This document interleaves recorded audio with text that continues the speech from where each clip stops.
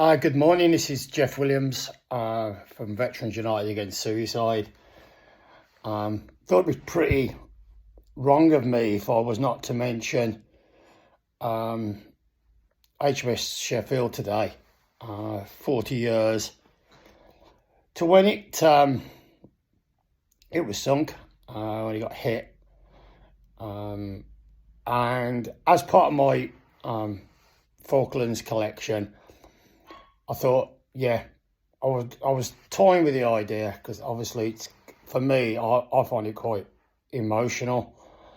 You know, when we heard that the Sheffield had been hit, I think there was an instant effect on everybody. Everyone, all my blokes, for example, just stared at each other. A deadly silence about it, a realisation that maybe we were vulnerable. I think one thing that the Royal Marines develops within you is this, that you're indestructible. But certainly, I remember listening to the reports of the sinking at the time in horror. It's really, really strange, war, and how it does affect you, because the day before, you know, we'd sunk the Belgrano, I think it was, or the day before that. There was not a big gap between the two.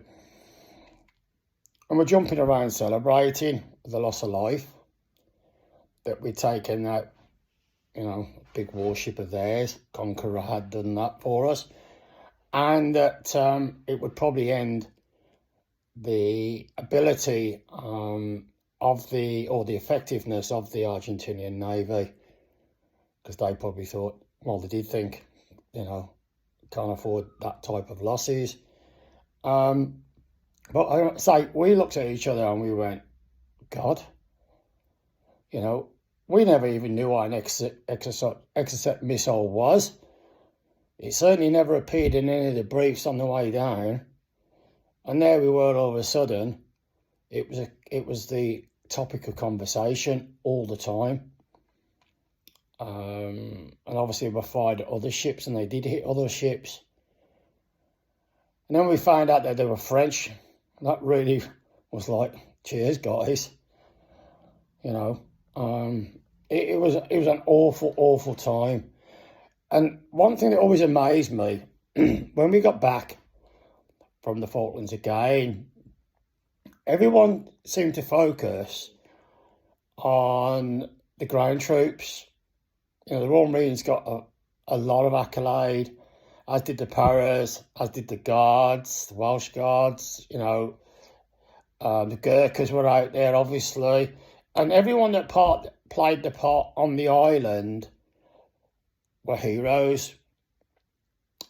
Yet, I don't remember much ever being made about what the sailors did.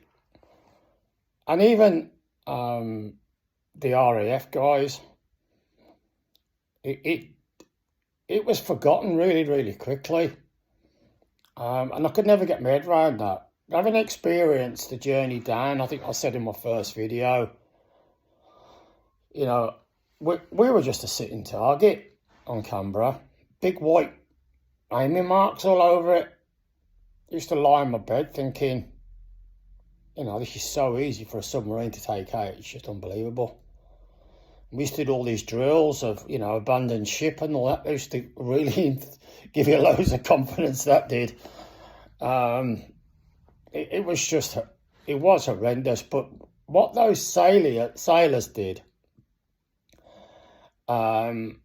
needs to be remembered. Put yourself in the situation.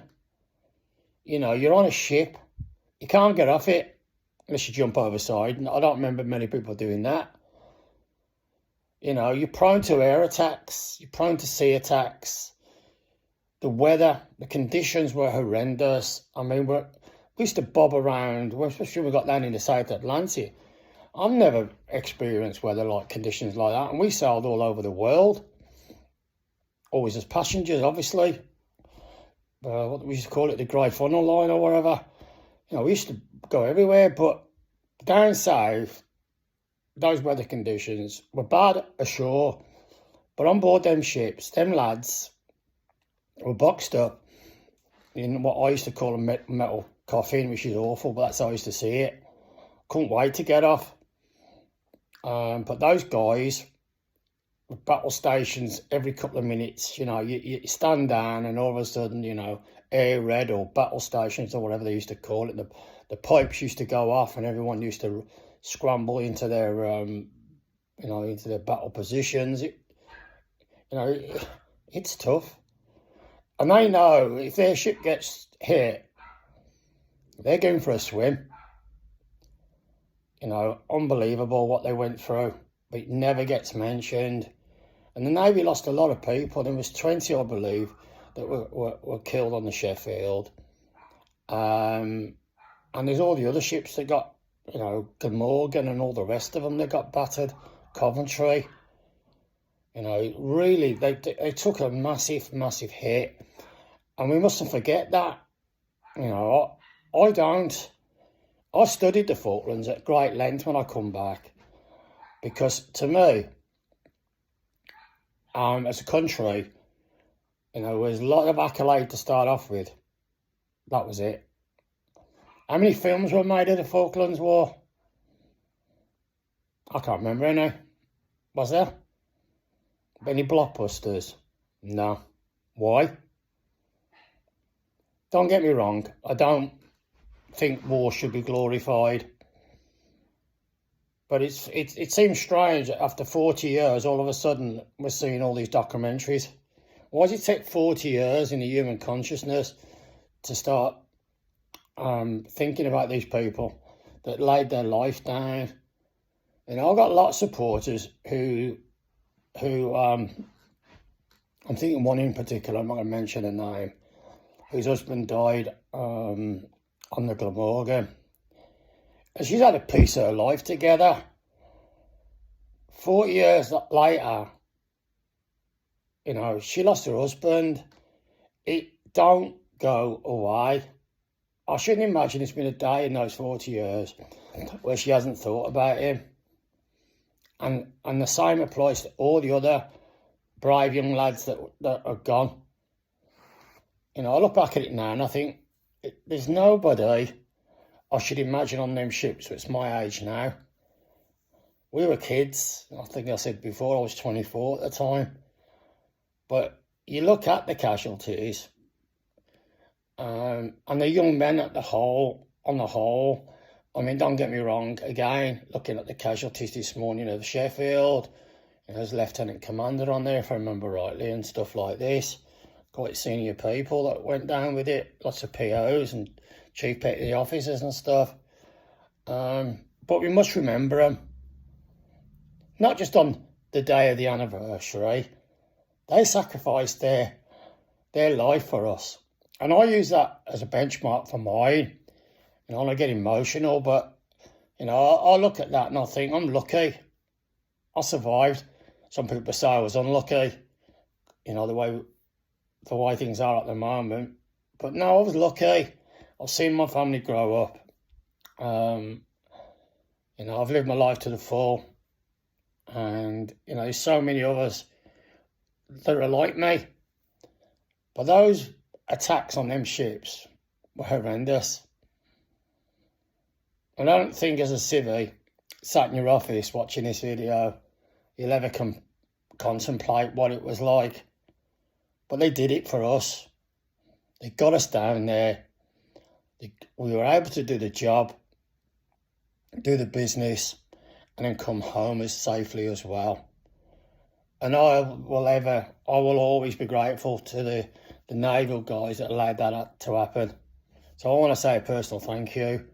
And I know a lot of the Royal Marines, paras, like I said, all the troops that were down there feel the same way. We didn't realise how vulnerable we were until you sit down and think about it. But then again, it's not always a good idea in the middle of conflict to be worrying about that type of stuff.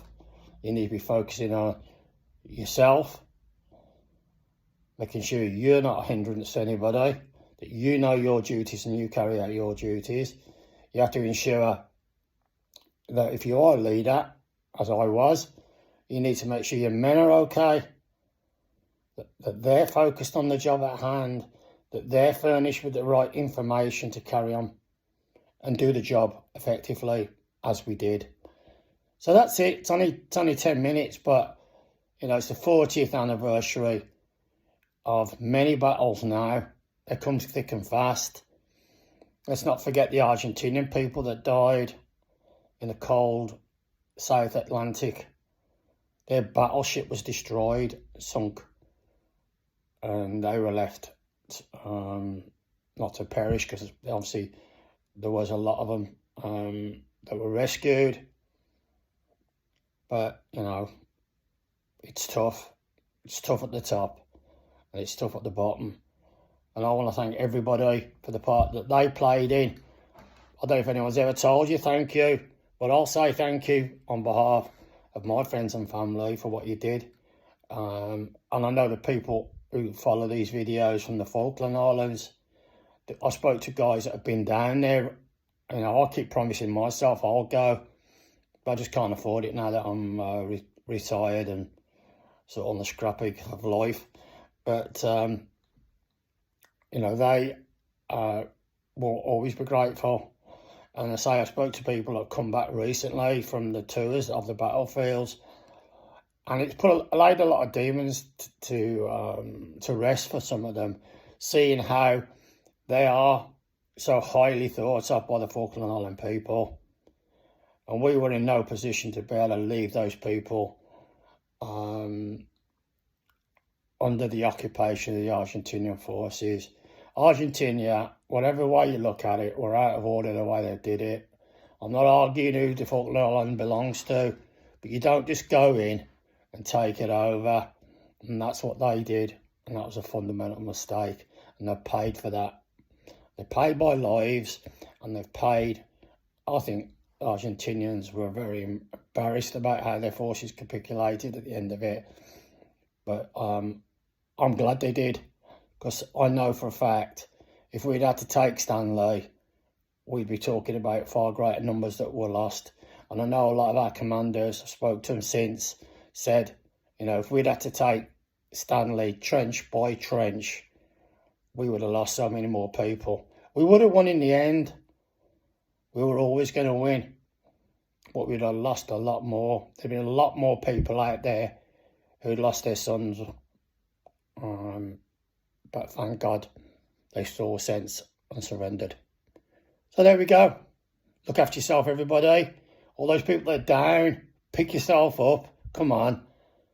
You know, one thing that's happened over the last couple of months, which has really surprised me, is how people are opening up, accepting the situation that they're in, but trying to do something about it as well. And that's really, really positive.